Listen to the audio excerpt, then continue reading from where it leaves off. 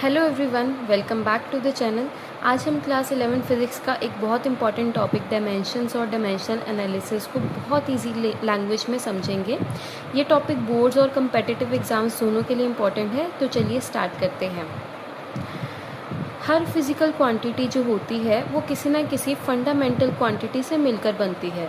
सो physics में हमारे पास 7 fundamental quantities होती हैं और वो है length, mass, time, electric current, thermodynamic temperature, luminous intensity और अमाउंट ऑफ सब्सटेंस। और इनके डायमेंशंस क्या है?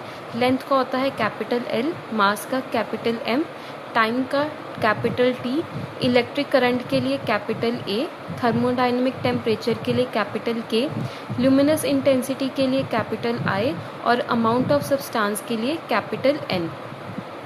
इनको हम हमेशा स्क्वायर ब्रैकेट्स में लिखते हैं।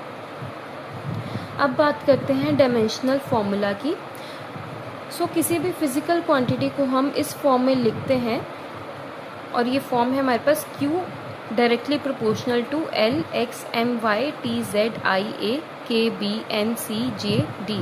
तो यहाँ पे अगर हमें Q की डायमेंशंस बतानी है तो उसको हम कैसे लिखेंगे? Q को ब्रैकेट में डाल के, स्क्वायर ब्रैकेट में डाल के, और ये सारा हमारे पास जो भी इसका डायमेंशनल फार्मूला होगा उसको भी हम इस तरह से ब्रैकेट में लिखेंगे और ये सारे लेटर्स उसके कैपिटल में आएंगे और ऊपर कुछ ना कुछ उसकी पावर्स होंगी। अब जो डायमेंशंस होती हैं वो हमें बताती हैं कि जो फिज़िकल क्वांटिटी है वो कौन सी बेस क्वांटिटी पे डिपेंड करती है। फॉर एग्ज़ाम्पल हम देखते हैं, जैसे एरिया है, एरिया का हमें डायमेंशनल फार्मूला निकालना है। एरिया को हम ए से रिप्रेजेंट करते हैं और एरिया का फार्मूला क्या होता है? Length into breadth. अब लेंथ और ब्रेड्थ दोनों क्या है? लेंथ की ही क्वांटिटीज़ है ना, लेंथ टाइप ही क्वांटिटीज़ हैं।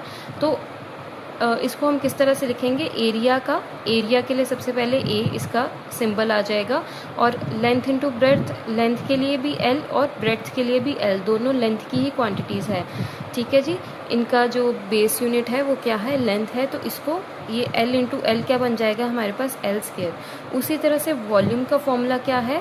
Length into breadth into height. तो वॉल्यूम को हम कैपिटल वी से डिनोट करेंगे, इसको भी हम स्क्वायर ब्रैकेट में लिखेंगे और इसका फॉर्मूला हमारे पास क्या आ जाएगा? लेंथ के एल, ब्रेड्थ का एल और हाइट का एल।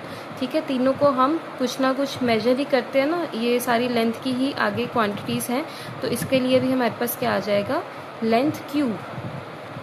उसी तरह से स्पीड को हम डिनोट करते हैं कैपिटल वी के साथ और इसका हमारे पास फॉर्मूला क्या होता है? Distance upon time. अब डिस्टेंस भी क्या है? एक लेंथ की ही क्वांटिटी है, तो इसके लिए हमारे पास क्या आ जाएगा? एल। और टाइम के लिए हमारे पास क्या आ जाएगा? टी।